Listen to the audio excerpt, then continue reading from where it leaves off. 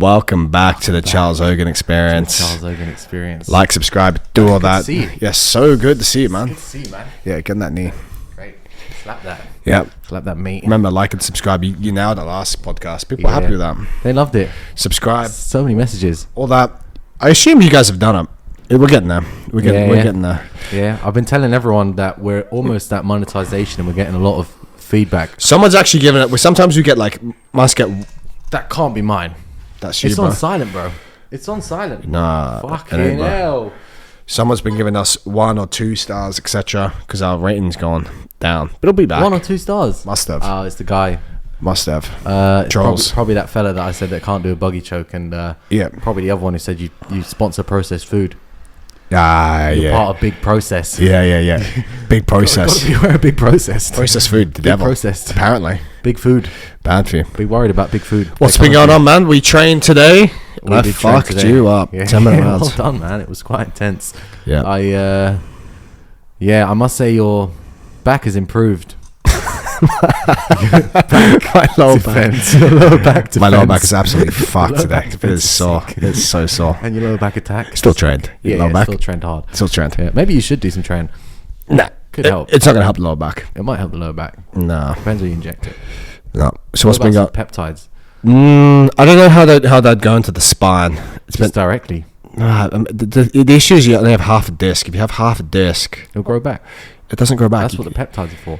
Imagine, Peptides and a bit of disc. imagine injecting that to the spine. That just fails. It'd be good though. Yeah, it'd be good. It'd be good when you're better. Yeah, You're stronger. Yeah. That'll be fine. What else? I went to do a seminar yesterday How's that? in Harlow Town. Shin on shin, all that. Beautiful place. Yeah, we did a bit of normally. So if they ask for legs, it'll be just one entry, and then the main focus will be once you're within the leg lock system. But if it's more general, like give us some half butterfly, then it will mostly be the half butterfly, and then a couple sort of one-off leg attacks rather than a system. All right. Yeah. So How'd it go? pick your poison. It was pretty good. I'd say everyone got it by the end. There were a couple that didn't necessarily get it all, and there's probably a lot of people that won't remember it all. But Practice makes perfect. And if you didn't film it, then it's going to be tough to remember all that. Honestly, it's going to be tough. But yeah, if you think about it really hard as it's happening, maybe you'll remember it for the next, the coming weeks. There we have it. So yeah, that's my advertising for a seminar. Get all right, people. Buy my There has been no big Jiu Jitsu matches recently. What's going on in the world? There's one coming. Who's coming? Me. Can you announce that? I can't announce it probably. What the fucking hell? But I can say that I have a big match coming, and it'll be coming soon in a month. Is it 1 month away? Hold on, it's more than a month away. It's like a month and a half. Right. Yeah. Isn't it in June? Yeah. Right. It's going to be sick. Grapple Fest. Retain the title. As well as the other one. Can we say the organisation that this is? No, I don't think so. All right, we'll leave I think that. we just say nothing, but just know. There's a match coming up. I'm coming. Tell Jose. Tell Jose I'm coming. Tell him I'm standing. Yeah. All right, cool. You got a match. That's exciting. I've got 2 matches. 2 matches. Doubly exciting. Ooh, I don't know about the second match. Well, one is one show and one is the other. Got it. Right. Okay. We'll figure that out. Okay. Yeah, we'll figure it out. I'll tell you after. Yeah. All right. Let's get into some questions. Yeah. So, Whoop Band. Have we spoken about it before? I don't think we I have. vaguely think we have, but I can't remember. I've been thinking of getting a Whoop Band. Yeah. The reason why... Sleep. Oh, this is really, really high. I'm just going to turn this down a little bit. What, are you too loud? No, yeah, the gain. The gain. We like gains, though, don't Maybe we? I'll turn that gain just up a little bit. Sick. Yeah, okay. That's perfect. There we Give go. us your feedback how the gain is in the comments. That's better. Whip strap. I rate it. I can't say I rate it because I don't have one. Maybe I think I'll get one. Try it out for a month. See if I like it. For sleep or for jiu-jitsu? It's like, look, if you if you're training well or not. I think a big revelation I've had this week is revelation. Wow. Nutrition. It is the time of year. We will get back to it later in the podcast. Nutrition, Easter. Carbohydrates, Revelations. hydration. That is going to keep you energized. And I think a lot of people who are focusing on their fitness, how do I get fitter for jiu-jitsu, aren't fueling themselves correctly. Yeah. Which is fucking them. Which means by the time you get to the jiu-jitsu match, you're not hydrated, you don't have enough fucking food in the tank, and you're just depleting very, very quickly and gassing out. I think that is the majority of people's problems. How good is fasting? Fasting is really good. Fasting makes you so strong. Is a horrific idea for jiu-jitsu athletes. Yeah. Makes you so strong though. Because it kills the bad cells. Autophagy. It releases hydrogen, and what is water made out of? Hydrogen and oxygen. Wow. So you create your own water by fasting. Mineral water. Yeah. I saw that. Yeah. On a podcast. Science. Facts. But I think that's where most people fuck up. So what was the original question? Whoop. Would I recommend it? Not really. I think it's like 30 quid a month. Maybe 30 quid a month? You got to pay monthly. It's subscription. That's how I set it up. What the fuck? Yeah. I'm pretty... I may be wrong. Let's say between 19 and 29 quid a month. Someone will let us know in the comments, please. That is ridiculous that you got to pay monthly for a band. That's how they're making cash, bro. They give you the band, but they give you monthly subscription. Couldn't they just sell the band for a one-off more? Bro, they want the data. Someone else is going to do that, though. You pay for the data, the continuous data, because they upgrade the app, they make it better. Yeah, but someone else is going to copy them and do a one-off payment thing for Whoop. Well, they would have done it by now. Probably have. You probably have. Check it out. Aura. I think Aura's done that. There you go. Or you pay for the ring. So we should sponsor Aura instead of sponsoring Whoop and talking about them. Does Aura's a ring? You wear it with an L. Aura. Or L. I can't remember. Aura. Just Aura with an AU. Yeah, oral. No L. Anyway, what is Whoop good for? Measuring heart rate variability. Why is that important? If you're training, it's good to have a measurement of your heart rate, and you can, over time, you'll consistently see, are you getting fitter? If your heart rate is generally getting better and you're recovering faster and getting better, you're getting your heart rate lower, you would therefore assume that you are getting fitter. So that is a useful tool. Fair. It measures your sleep through heart rate variability, whether your heart rate's jumping up or down, or whether it's staying low throughout the night. That's how that does that. So if overall you're getting fitter and increasing your VO2 max, which is hard to do if you do jiu-jitsu only, and I'll tell you why in a second. That's how it measures your sleep, your resting heart rate. I guess what it says from your sleep quality is irrelevant because it's down to how you feel. If you look at the Whoop band after having what you would consider a good night's sleep and it says you've had a shit night's sleep, then it may throw you off. What do you do? It may throw you off. And the other way around, if you think, if it says you've had a great night's sleep even though you had a shit one, and then you go hard in training, you might just injure yourself. Could do. So it can't even be. It's hard. Can't be justified. So I wouldn't get. Yeah, maybe I'll get one for a month and see, and I'll report back to you. Just 1 month. Just 1 month. Do you send it back after the month? I think you can. I think there's a there's a system like that. That's disgusting. Let's see. So Let's do it. I'll do it. I'll order it today, and then we'll use it, and we'll come back. More investment on the pod. More investment. This is you guys. Let's do it. We can reclaim James that. Smith does one as well. He's going to come on the pod later in the summer. Podcast. Yeah. James Smith. Shout out James Smith. Loves to go to his YouTube. He does a breakdown of Whoop. Does he? Okay, I'll watch that then. Go watch that, James Smith. Fair play. Next question. Benefits of jiu-jitsu for self-defense. This was a chat GPT generated question. Yeah. So seeing as we were let down by the public yet again. So last night I typed into ChatGPT top. By the way, ChatGPT is fucking crazy. You can literally do anything on that. I heard it's not very accurate. It can be inaccurate, but it can give you like pretty decent guidelines on things. Yeah. Like I go, okay, what's the top? This is how I make my posts. Top hydration strategies for jiu-jitsu. And it gives you like rough guidelines about hydration, but it's not specific enough to certain things yet. But over time, as it keeps scouring the internet for information, it will get better and better and better. And we're all fucked. Yeah. So anyway, I asked ChatGPT last night top podcast topics, and it just gave you the usual shit you'd assume: tournaments, strength conditioning, the kind of shit we already talked about. Mindset, all that. So self-defense, go. Let's see. Self-defense is jiu-jitsu. Good for self-defense. I reckon it depends how you train. If you're a guard player, probably not. Probably not, to be honest. If you're just a slugger, then you're probably all right. Like if you're just one of those guys that everyone just hates to roll with because they just say you use strength and you spaz really hard, I bet you'll be a fucking weapon when it comes to this, like street fights outside a kebab shop, like 3 a.m. No control, just spaz get on top of someone past their guard quickly. Think some like absolute moron with like a single leg with their head basically buried in your cock. They'll take down the average punter, and then they'll fuck them. They'll like Americana them so hard, break their arm. Yeah, just break their shit completely. Whereas the guard player probably not going to bowl like crab ride someone after like or heel hook someone. Yeah, after a couple packets and like the issue is you'll be getting the heel hook and his mate will be kicking you in the teeth. Yeah. Even a heel hook, like people aren't going to. People who do jiu-jitsu don't even tap to them. So someone on the street's just going to be like, "Oh yeah, he's done my knee, yeah," and then they'll just continue walking off. Like nothing happened. Especially if he's pissed. They're so oblivious that they'll basically just, go on and send us. Oh, mate, that's so good of you. Just getting water. In the. Oh, okay. That's all right though. Share the jams. Share the jams. Well, there we go. In the streets, I would say just be. And also, like, close contact. We've actually talked about this a while ago. You don't want to be that close to fucking people. No, if someone's close to you, they can fucking headbutt you, and that is not good. Or keep they can distance. stab you and stuff. They can fucking stab you. Key you up the jacksie. Muay Thai. If you have good Muay Thai, I would say that's enough for a street fight. And Jiu-Jitsu. Muay Thai and Jiu-Jitsu or wrestling. But yeah, this is about winning street fights. But I guess if you, there's no winner, is there? No. The winner is a person who can avoid it the best. Yes, according to Jocko.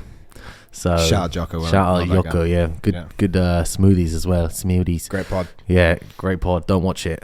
I do. Anyway, it's done too early. But yeah, he was saying that if they can't grab you, then it's time to run. You know, get the fuck out of them. Street fights are fucking stupid, man. And you can basically always run unless you're being held. Yeah, unless your mate's getting kicked in the face, then you should stick up for him. Depending how much he's. Depending on how much you like him, really. Yeah, or what he's done to instigate the street fight. True. That's dead. Or who's kicking him in the head. Yeah. Like if they look strong, maybe best to leave it. Glass him. Just get another friend. Yeah, because actually, he's a cunt, isn't he? Yeah, tricky situation. Ideally, just avoid at all costs. I would say. And also it must be pretty hard if you're pissed to like throw a high kick.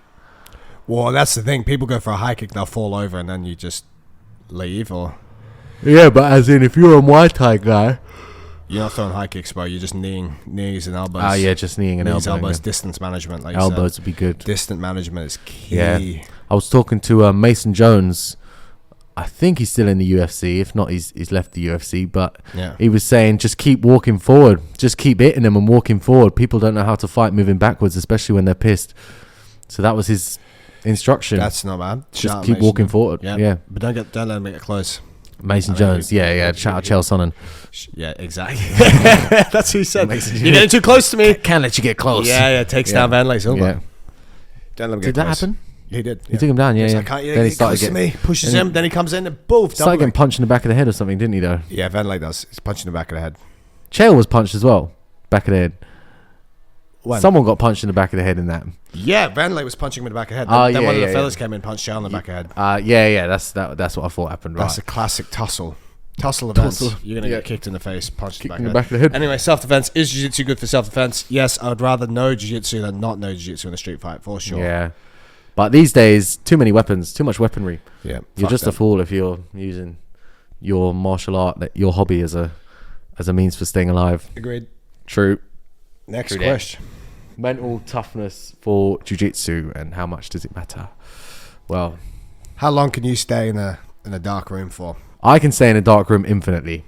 Really? Honestly, infinitely. I spent a long time getting dark rooms. That's big mental toughness, by the way. I enjoy it. Do you? The longer I go, the more erect. It's actually good though. I mean, you can't tap to pressure. No, but it's mental toughness. It takes time. It takes time to build that. It's just a rule though. It's just a rule. It's not a choice. It's just, if someone taps you from a smother, you just got to keep going. You can't, as in if you tap, they shouldn't let you go, because that's not part of the rules. It's not the rule set, bro. Yeah, that's not the rule set. Can't tap the pressure. Yeah, it has to be. But you've built that by being in a dark room many times. Yeah. My first coach, Felipe, used to always wear a t-shirt and dark room me. I didn't even know that as a term at the time, but I was looking at him like he was cheating, because he was putting his baggy t-shirt and gi, and he'd get me in mount, and I'd be like, trying to KP my way out of it. But I just, and one time I tapped to it because I was super tired, or maybe I was probably something like ill. I imagine I was ill or something, and he was like, "Oh, you can't tap to that." I was like, "Oh, what?" But I was choking. He's like, "Yeah." Yeah. Get out. Yeah. That's it. Yeah, choking, suffocating. Yeah. And that's when I realized that it's actually a thing he was trying to do. But for the longest time, I was like, does he realize he's doing this? My mouth is getting blocked. The middle class is being squeezed again. Man, fuck, it's hard being here in the middle. Back to the point. Yeah, so mental toughness. Yeah, of course. Also, to be fair, mental toughness comes with, like, for me, what I find mentally tough is the cardio. Like I can go till my cardio runs out, but if my cardio's run out, I cannot keep going. You know, is that mental toughness, or is that just I physically cannot move? Well, that's a good question. It's mental toughness for me, and I'm weak. I was listening to a good podcast, Fight Dietitian, who we've had on this pod. Shout out that guy, Geordie.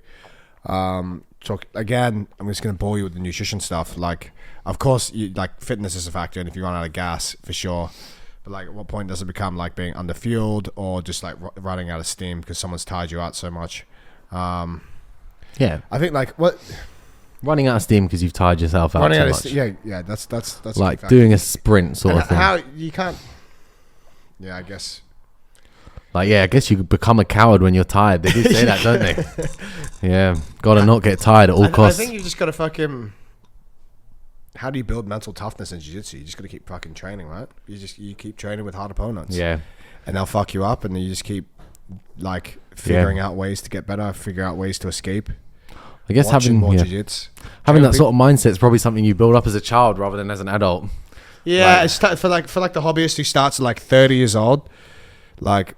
You're just not going to want to spend that much time in a dark room trying to build. Yeah, it doesn't matter that much to you, does it? It doesn't matter. It's not that fun either.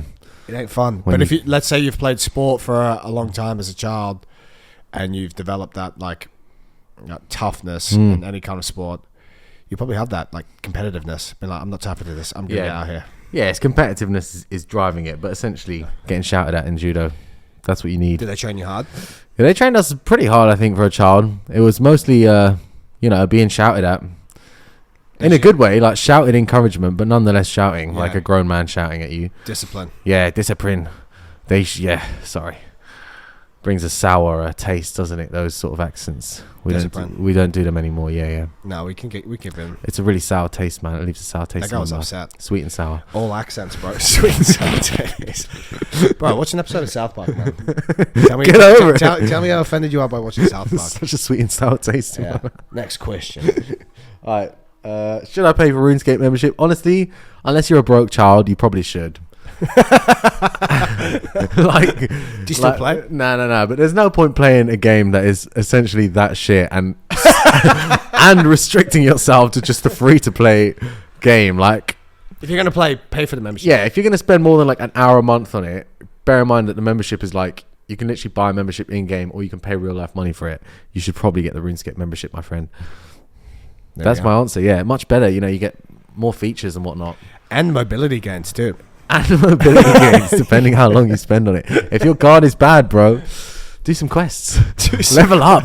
Level up in games. Man, I level up out game. Yeah, if you need IRL. If you need help with the guard, 2 hours of RuneScape a week. Shout me for RuneScape privates. Fucking RuneScape. That'd be sick.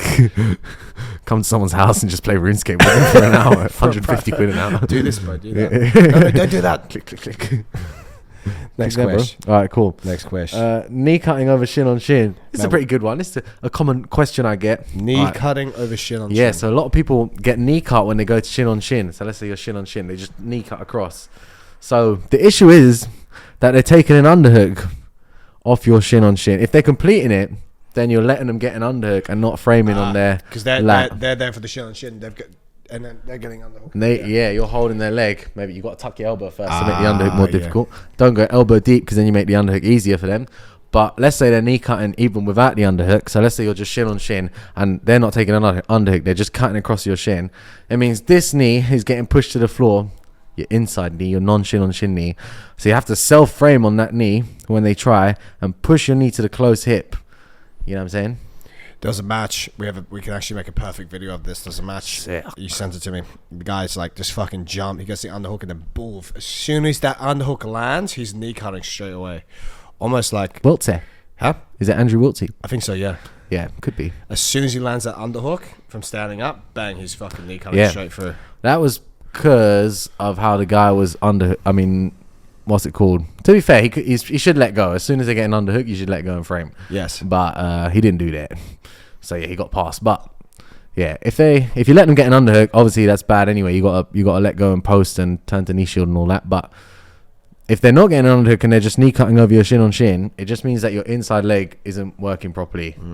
And probably your outside leg isn't hooking their foot properly, because like you shouldn't be able to just knee cut over the hooking foot. So you got to practice your dorsiflexion with your shin on shin leg. Yep. That's my tips: dorsiflexion and self framing on the inside leg. That is a big key detail as you're holding the. I remember you teaching me that as you're holding the leg, really like pulling those toes back into your shin as hard as possible and outwards, and flaring it outwards. Yeah. Fucking yeah. It makes a big difference, because then they can't move. It's harder for them to start angling out. Yeah, they can't just like cut over it really fast, because people will try and knee cut really hard. So your toe has to be able to hold them, even if it's at like a range like here across your body. Yeah, you still have to have the same dorsiflexion in your foot. Throw their balance off a bit. Yeah, That's the idea, right? Yeah, just keep their weight off that knee that is cutting close to your hip. It's a big detail. Yeah, it's a very fine detail. Hard to describe, but maybe we can find a suitable video. So we should do a video of that and put it on Patreon. We've been saying this for so long. We should put everything on Patreon. Just stop releasing free content. Nah. Yeah. People love it. The fans love it. Yeah, love it. All right. Free. So for free. That was my thoughts on RuneScape. Sick. I love RuneScape. No, that was knee cutting in RuneScape. What's that free content?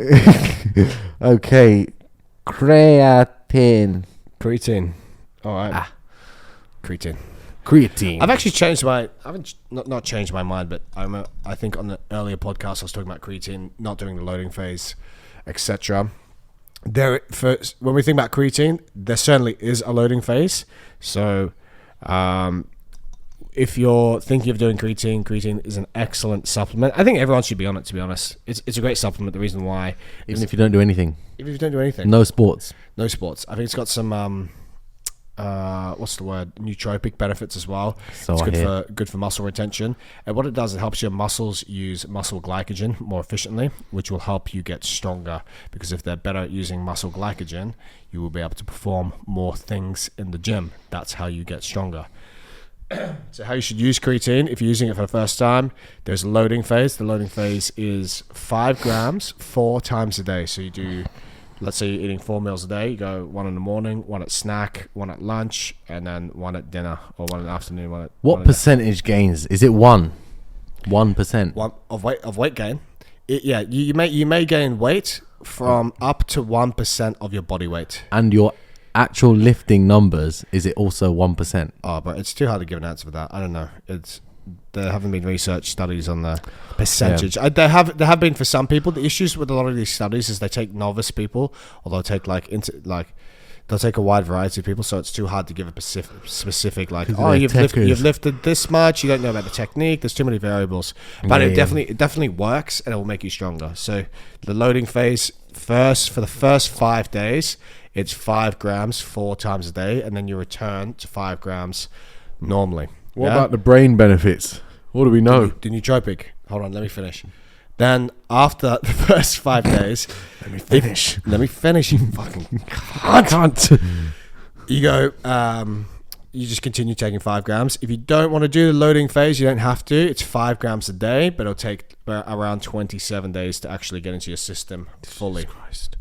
So those are your options. It may be better, more beneficial just to do the loading phase, a bit of inconvenience at the start, then continue the 5 grams. So that's that. Nootropic benefits. I don't know. I need to watch the rest of this course. It's a very good course I signed up to. I don't know. I'll come back to you in the next podcast. I've heard there's nootropic benefits. It does have nootropic benefits. I never looked into it further. Next podcast, I'll have the information for you. Yeah. Keep them coming with the nootropic questions. Nootropic gains. Are there any other nootropics that are actually legit other than caffeine, say? What about the Joe Rogan one? Alpha Brain? Yeah. Because it's got Ginkgo in there. I don't know. I don't know enough about these supplements to give you a proper answer. If I did, I'd just be talking shit. Shit. So I can't answer that. Yeah. All right then. We should start our own. Yeah. Start our own brand. The Charles Eoghan nootropics. Charles Eoghan nootropics. It seems like the way to go. Start our own supplements. Just put like nicotine and I don't tobacco. Yeah, tobacco. Nicotine. One Rizzler. One filter. Caffeine. Smoke this. All right. Optimal protein carbs per day. Post BJJ, wasn't it? Oh, post BJJ. Yeah, that's what I thought. I did some posts on that this week because I got excited. So we'll talk about it. Fuck yeah. Carbs. People love it. Yeah, people love it. People love it. The reason why we want to eat carbs because the sport of Jiu Jitsu is highly uses a lot of muscle glycogen, highly glycotic. So if you don't have carbohydrates, it's going to be glycotic. You sure? Yeah. Yeah, all right, checking. Glycotic. Cool. Yeah. Just making You're sure. not convinced. Could be glyconic. But it's not. Glycogic. Anyway, when you're doing jiu-jitsu, you use a lot of muscle glycogen. You're constantly pushing, pulling. So you need to top up your carbohydrate reserves. I did a post on that this week. The easiest way to think about this is you want to train the gut to getting used to eating at least 30 grams of carbohydrates before you train. If you're a hobbyist, 30 grams will suffice. If you train multiple times per day, it is going to be more beneficial the closer you have to 90 grams of carbohydrates within half an hour to an hour before training. What kind of carbohydrates should these be? These should be fast-acting carbohydrates. So without going into too much details, because I wrote a post about it, you can read the post. These are most likely going to be some kind of processed carbs. Processed foods bad for you? No, they're not, in moderate doses. If your diet consists of mainly ultra processed foods, meaning like the very sugary substances, it's probably not going to be great for you. But for the most part, if you have a nutrient dense diet and you eat pretty well, you should be consuming these kind of carbohydrates, sports drinks, flapjack bars, marshmallows. You could still eat non-processed, extra sugary. You can food, still, fruit. You can have a fucking fruit smoothie. You could have like a flapjack, really, like processed. Of course. It's just oat. It's just oats with some honey and some raisins or something. Or a bagel with some honey on it, with some banana and honey. That is absolutely fine. That's disgusting. People going on about the long-term health damages. Go fuck yourself. You have no idea about nutrition. You're not even that old. You just fuck yourself. You don't even know. You just don't and feel free to comment in the comments below what you think of processed foods. But opening up the door to... I love processed foods. Love processed foods. If your diet... Big food. Yeah, there's nothing wrong with eating breads, bagels, fruits, or even sugary drinks. You just want to make sure you have a good balance of highly nutrient-dense foods and the rest of your diet.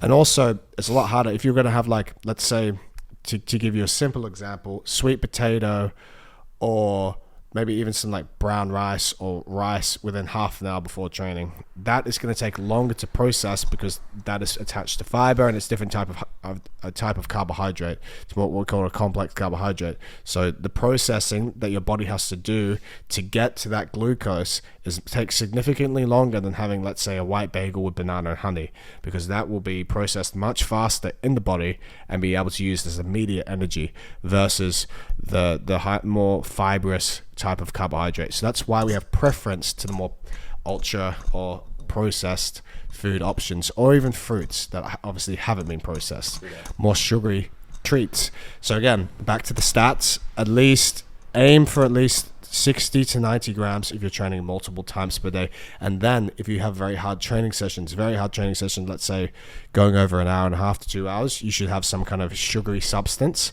an electrolyte during that training to help keep concentration levels high, reaction times high, and keep your power output. True that. Because that's big. Yeah, the concentration during the training. If the concentration starts slipping, injury city, injury, or just being shit city. Yeah, shitty. And that's going to happen with hydration too. If you're mildly dehydrated, your power's going to go down, your reaction time's going to go down, your concentration's going to go down, your strength is going to go down, your risk of injury goes up. So you need to make sure that when you're training, you're staying hydrated, you're well fed before, and if you need to in those big training sessions, you have some food or some kind of gel or quick carbohydrate drink during that session. Post session, again, do you want to say? Is that horses outside? Christian Christian on his foot. Post session, you want to be having, again, keep it moderate carbohydrate, depending on how many sessions you have throughout the day. Ideally, we're looking for, what was the stat? 1 gram per kilogram of body weight each hour for the next 4 hours. Ideally, that's quite hard to do. God damn. But, so let's say Owen weighs 89 or let's say 90 kilos. He'd be consuming 90 grams of carbohydrates each hour post-training session. Fuck. In an ideal world. However, if we can just bulk those carbohydrates up, and let's say over the 4-hour period, he's consuming at least 120 to 200 grams of carbs plus protein. Again, his protein is going to be contributing to his daily protein intake, which should be at least 2 grams per kilogram. So 180 grams for Owen, or 2.4 grams per kilogram. So let's say between 180 to around 240 grams of protein daily. Does the timing of the carb intake matter that much? Let's say didn't have time to eat between sessions, but I ate a shitload last night. Is that fine? Great question. Or will it just be turned into something less accessible? No, because that you've loaded your glycogen storages the night before. Yeah. Again, it'd be useful like knowing how much carbs you had, because let's say if you've loaded up on like loads, man. Let's say you've had like 5 to 10 grams per kilogram of body weight of carbs. Let's say you had like 8 grams per kilogram. Yeah, body weight. That's a lot of carbs. Hella hard to do. Hella lot of carbs. Hella carbs. That would be very useful, and you will go into that first training session feeling amazing. Assuming you've trained really hard in that session, no problem. Come the second session, if you have failed to get into some carbohydrates after that first session, let's say you've already depleted a significant amount of your muscle glycogen storages, come that session, assuming you've hydrated, but the carbs have been depleted and you haven't replenished, then that second session may be significantly harder than the first one. Whereas if you were to replenish, refuel, you might feel a lot better in that session, have more energy and muscle glycogen. Your glycogen stores will be more full. Is there a limit to your glycogen stores? Yeah, I think it's like I'll put the facts in the show notes. I believe they can store up to 90. I'm going to give you a range: 90 to 120 grams of carbs, muscles, and liver will store that per kilo. I'll put that in the show notes. I can't remember off the top of my head. Yeah, that would be key, because after a while, and you may as well just stop eating. No, because it's going to give you instant energy. So let's say you're having all those carbohydrates before you train. You're using You're using that as energy rather than just tapping into your muscle glycogen. Does that make sense? But like the night before, say. Yeah, you'll fuel that up. At what point do you just eating and just getting fat? Well, it depends how much you're going to burn the next day too. Yeah. So like ultra marathon runners, let's say as much as possible, really. Let's say like a marathon runner or an ultra marathon runner, marathon runner as an example, because that's Christian. Christian doesn't. Yeah, a marathon is more glycotic than a ultra, because the ultra you can actually sit more at your VO2 max at a steady pace. But let's say a marathon runner who's at the high levels, so they're working at like 80% VO2 max. They're working fucking hard, almost sprinting the entire thing. Those fellas would be looking to do like 10 to 12 grams per kilogram of carbohydrates the day before, which is fucking massive. Yeah. Which is really, really large amount of carbs. What would that be? Almost a kilo of carbs for me. Yeah. Crazy, brother. Yep. But you wouldn't run a marathon at that weight. Maybe you would. Yeah, I would. So you'd want to store up on that. But again, the reason why we want to have those carbohydrates, especially for people who are training a lot, 2-3 times a day, is to make sure we have as much energy as possible going into those sessions, so you're getting the most out of the training sessions. What I found, and I made a mistake with you for a long time, is the post-workout shakes I was giving you contained no carbs. So I don't know how much you were fueling yourself after these sessions. I was eating the cardio, but we could have done with more carbohydrates. Yeah. Especially after the cardio session. It's just the time more than anything. Don't have time to eat that much without vomiting. Exactly. Yeah. So that's what I mean. If we can put some multidextrin into your shake, which is going to be 50 to, I could make it higher 50. If we want. Let's say sit around 60 grams of carbohydrates. Yeah. That's going to be ideal. Carb. How much is that packet?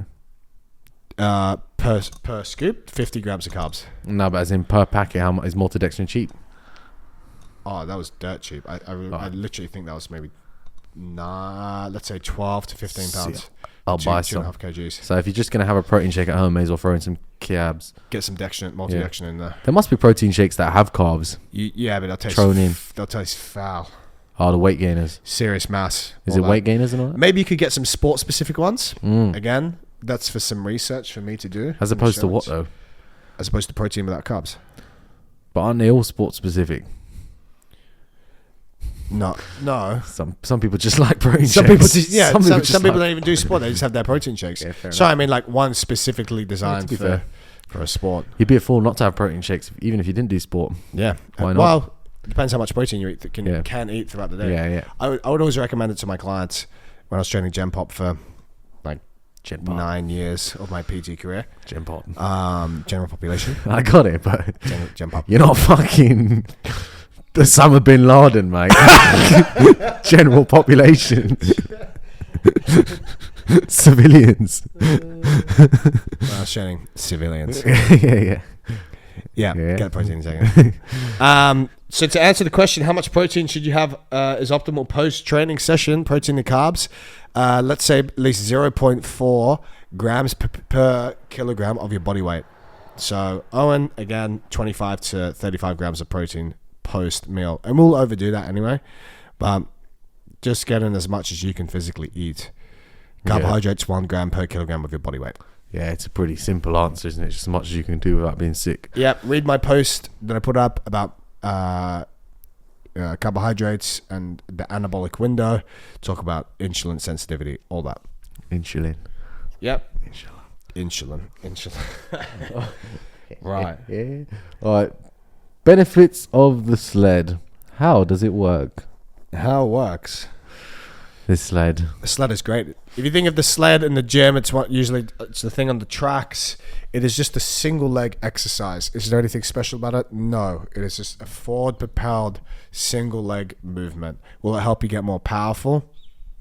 Maybe, if you're not very powerful and you haven't done much training before. Yes, because it'll make you stronger. Will it make you more of an athlete? No. It's literally just a forward unilateral exercise, meaning pushing off single I like it legs. for guard.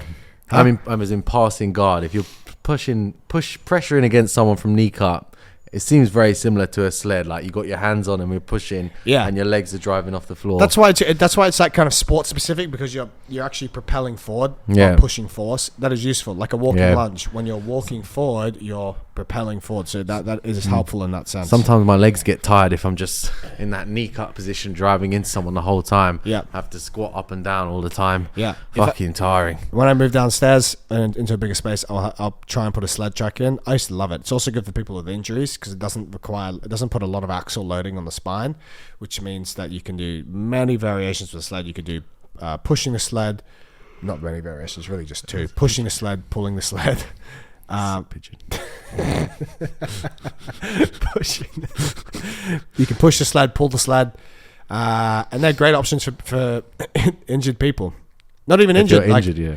But if you do come to the gym and you're injured, I would always put people on the sled as opposed to like loading them up heavy on a back squat or even like doing like heavy single leg work. Nothing above them. Yeah, I love the sled. It's very useful. Where would I put it? Let's say I would use it as an accessory exercise. So let's say we've done, and I'll run you through a session. Let's say today, what have we done today? We've done squats, an ab exercise, bench, single arm movement, some Romanian deadlifts, and a seated press.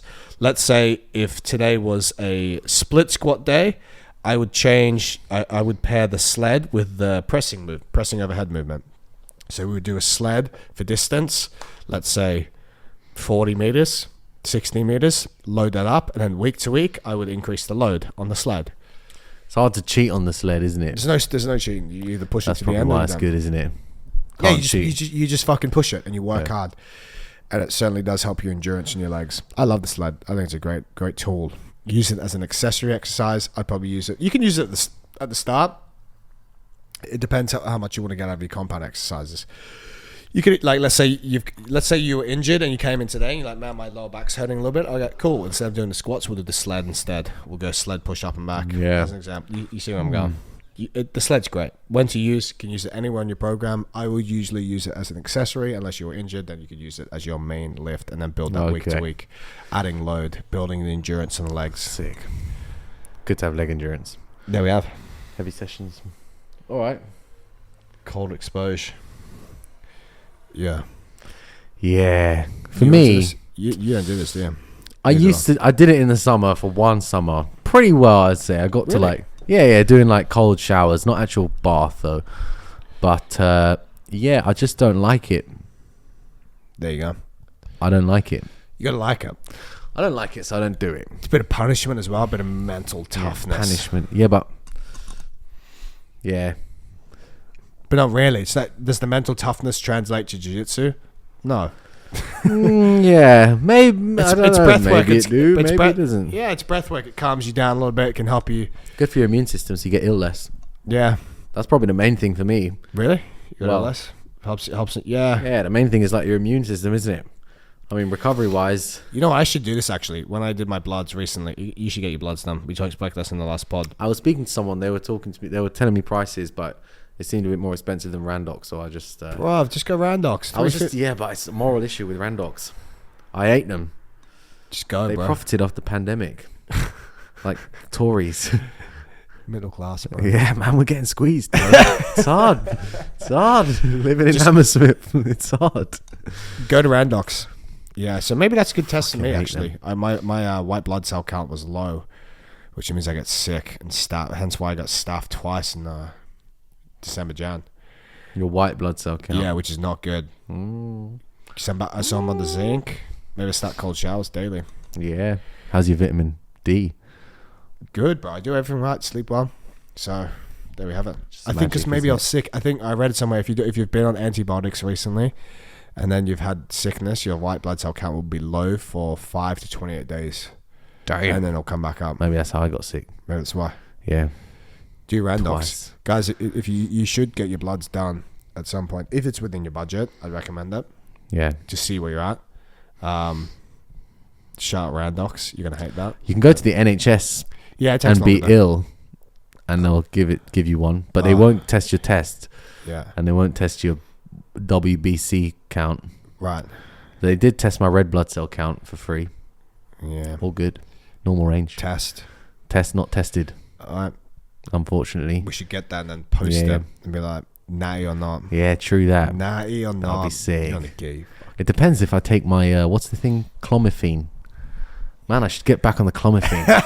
That was a sick drug. Like a young Mika Galval. Clomiphene is so good. So sick. Sometimes my doctor just prescribes it to me for, what was the reason? Mika Galval said. Yeah. Bro, and then he did a post with his... He did a collaboration post with Mika, and he's just talking. It's so ironic. What, the doctor? Bro, look, if you're listening to this right now, go on Instagram and look up Mika Galval's. Get that. Get that. On that Instagram, go to Mika Galval's wall, and there's a video of him. There's his doctor. You'll see a massive juiced fucking fella in a doctor's shirt, and he's talking to Mika Galval. Hey, bro. It's all in Brazilian, and you have to translate the text. But it basically, I think it goes along the lines of, I'm a doctor, there's no drugs, blah, blah, blah. I made a mistake. It's like, bro, look at your fucking self. You're so juiced to the fucking your gills. traps, cunt. Look at your fucking arms. Yeah. So, yeah. There you go. So that was my reason for Clomiphene. Drugged? Yeah. It's not a drug. It's not a drug. Not a drug. It's not a drug. Owen's the Natty King. It's not a drug. It's not a drug. Second to Nicky It grows like that. You're the second Natty King. Zone 2 cardio. Zone Should 2. you do it? Quang face. Yep. Huh? It's just a rapper. You wouldn't get it. I wouldn't get it. Yeah. I don't get it. If you're struggling with your gas tank for jiu-jitsu, if you've made it this far in the podcast, you obviously would have heard me talking about nutrition earlier. So assuming that that's covered to improve your overall aerobic capacity, it's definitely going to be worth doing some longer stints of conditioning. How long do you need to do to improve your VO2 max? Let's say for jiu-jitsu, we're looking at like half an hour to 60-minute pieces. Anything more than that, that's going to help for jiu-jitsu. It's probably just going to not necessarily beat you up, but I mean, it depends how much jit you're actually doing. In my opinion, would be a bit of a waste of time because most of jiu-jitsu conditioning is just, I mean, you'll contest to this, being very technical, knowing how to pace and timing, right? I attest to it. There you go. Yeah. I would, but maybe in competition, it's different zones for. Would you say that? We don't go to zone 2. It's not very VO2 maxi. Or competition? Jiu-jitsu in general. You don't sustain a high breathing rate. A high breathing rate the whole time. It's ups and downs. Yeah. Right. So I guess recovering from really, really hard work. And how you do that is by having a very good VO2 max. Yeah. That's going to help your recovery between hard bouts. So if you go into, and it takes a long time to build this specific base of aerobic capacity. So like people who have played a lot of sport at younger ages and done, let's say, rugbies, your footballs, tennis, whatever, and you've had a long time of building a strong aerobic base, you go to jiu-jitsu with a strong aerobic base, you're going to help. You're going to find that it's going to help you a lot. You're going to recover fast between high-intensity bouts. Okay. But then, it'll still be hard at the sport because you won't know what the fuck you're doing. But then, over time, you'll get better and your gas tank will improve. What do you think about asthma inhalers and VO2 max? I don't know enough about it. They increase your VO2 max, apparently. Cheating? I don't know. I've got one at home. Maybe. I'm tempted to use it. Use it. I will. Fuck them. Everyone else is on juice. Everyone else is on juice. No, man. You're the natty king. But asthma. I do have asthma. There you go. See? There you go. It's not a medicine. So it's not a drug. So to improve your conditioning for jiu-jitsu, if you really want to do it, I would recommend doing 1 to 2 conditioning sessions outside of your schedule. Again, you got to make sure it fits your schedule. Again, you got to make sure you can recover from that work. What does the conditioning work look like? I would do one longer piece at a sustained effort of half an hour to 60 minutes, keeping your working at about 7, let's say between 6 and 8 out of 10. 7 is going to be the sweet spot for that sustained period of time, and then some interval work with incomplete rest periods. That could be, let's say, doing 4 minutes on, 90 seconds off, 5 minutes on, 90 seconds off, 6 minutes on, 90 seconds off, 8 minutes on, 90 seconds off, etc. So, nice. Do that. Start with some of that do. week to week and see if your cardio improves. Then have some carbs. Eat some carbs after. Yeah. There we have it. That was so good. Don't forget, guys. No more questions. It's time to like and subscribe. Press that 1-star button. No, don't do that. Don't do that. Press the 1 star for first place. First place. 5 stars. There we have it, guys. Thank you for listening. How do we support the podcast, Flanagan? Buy processed foods. Support big food. Big Pharma. Support Big Pharma. Support the podcast. Hope you enjoyed. YouTube comments. If you have questions to the podcast, put them in the comments below on YouTube. That will help our algorithm, and we'll answer them. Will it? Yeah. Actually, a question for you. Do you have time? Yeah. We could Someone put up in the comments. Let me actually get that up now. It was about Shazinski's straight footlock. I think we may have covered it before. What was the question? Oh, my flashlight's been on the whole time. Oh, sick. Keep talking. Whilst I get this up. So, yeah. I'll be doing a camp, actually. Triple Threat Malaga camp. I'm going to come to that. Yeah, you're coming. It's something like 250 quid. 5 days, 10 sessions. 300 quid. You quite in there. 300 quid, yeah. Just lying for the camera. Right. Okay. Question. Sorry, do you want to go Malaga? Nah, that's it. Just Triple Threat Summer Camp on Instagram. Malaga. Sign up. Don't be a cunt. See 8th you there. of June, 13th of June. There it is. Sick, great. All right, question. Not sure where the best place to ask is for viewers' questions. Ask them in the YouTube comments, so we'll answer them. Here you go. Take that. All right, we'd love to see you combo with El Segundo podcast. Shout out Craig Jones. Shout out Packets. Not sure where the best place to ask viewer questions is, but next segment, I'd be interested in hearing your guys' thoughts on Mache's shotgun footlocks. In his instructional, he mentions that despite the heel on rib placement, his straight ankle locks are different to his Aoki locks, but I've been hearing from some practitioners that they're the same. What do you guys think? I would trust Shashinsky on this one, mate. Yeah, Shashinsky's. Your some practitioners pale in the face of Shashinsky's years of breaking legs and knowing exactly what he's doing. That's my answer. Also, if you actually watch his instructional, it's 2 different placements of the foot. One of them, he's saying that if the foot is slightly turned out, then all the pressure will go properly on the top of the ligaments and bend the foot and break it properly forwards. And the Aoki lock is just twisting the leg as much as you can. So, there's two very different foot placements. The devil is in the detail. Very different foot placements. Who knew? They do say that for jiu-jitsu. The devil is in the detail. The detail. So there we have it. There's two distinct different details. Two different moves. I'll actually link Mateusz Szczecinski's instructionals. If you just type in on YouTube and watch his instructionals, honestly, they're like free. I'm pretty sure you can watch his entire instructional for free on YouTube. And it's really good. He's fucking sick, bro. He's fucking sick. All right, there we have it. Guys, thanks for listening to the podcast. Great to see you back. Remember, like, subscribe, check out the show notes, how you can support the podcast, how you can support us. If you're interested in learning more about strength to get super strong, check out my programs. If you want to get better half bar flyer, then buy my shit. Bye, guys.